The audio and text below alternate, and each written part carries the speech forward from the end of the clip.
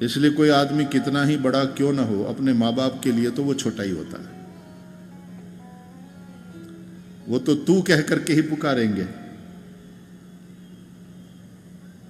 चाहे chief justice क्यों ना हो।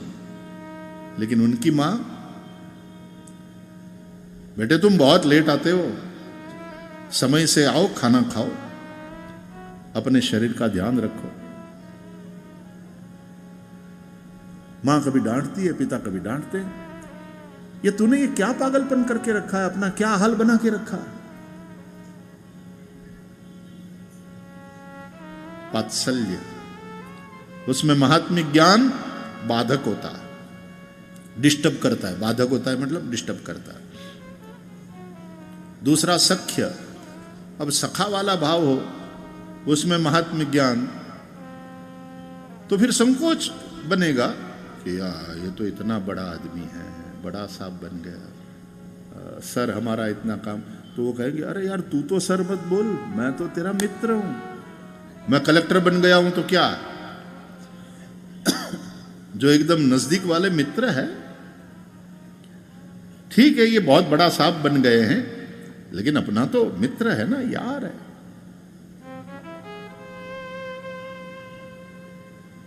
सुदामा गए द्वारकाधीश प्रभु के पास, तो द्वारकाधीश प्रभु ने तो सुदामा को अपने आसन पर बिठा लिया, अपने पर्यंक पर अपने साथ सुलाया।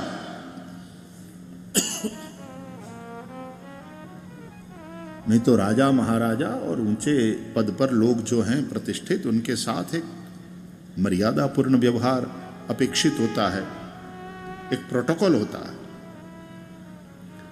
भले ही अपना मित्र हो, लेकिन राष्ट्रपति है तो फिर एक प्रोटोकॉल है, मुख्यमंत्री है, प्राइम मिनिस्टर है तो फिर एक प्रोटोकॉल है। अंदर से हम जितने आत्मीय हो, लेकिन एक मर्यादा के साथ जनता के सामने उस तरह से व्यवहार करना अपेक्षित होता है। तो सख्य भाव में भी महात्म्य ज्ञान बाधक है। और श्रृंगार, पति पत्नी, प्रेयसी प्रियतम, उसमें भी महात्म्य ज्ञान बाधक होता है। भले ही चीफ जस्टिस साहब हो, लेकिन घर पर अपने अंतःपुर में अपनी पत्नी के साथ जब व्यवहार करते हो, तो पत्नी तो इतने बड़े अफसर है, इतने बड़े चीफ जस्टिस है, जानती है, उसका उसको गौरव भी है, लेकिन व्यवहार करते समय वो भूल जाएगी। वो ये नहीं कहेगी सर आप खाना खा लीजिए, खाना लगाऊंगी। सुनिए खाना लगा दिया, जल्दी से आओ।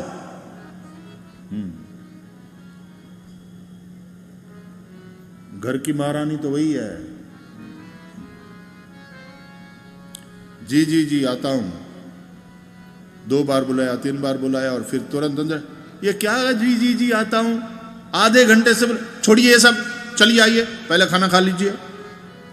जी जी जी मैडम जी, जो हुक्म, चीफ जस्टिस साहब। और ऐसा ही होता है। यदि श्रृंगार में, वो दिव्य विहार में यदि महात्म्य ज्ञान रहेगा, तो बहुत ज्यादा संकोच, और बहुत ज्यादा संकोच श्रृंगार में बाधक है।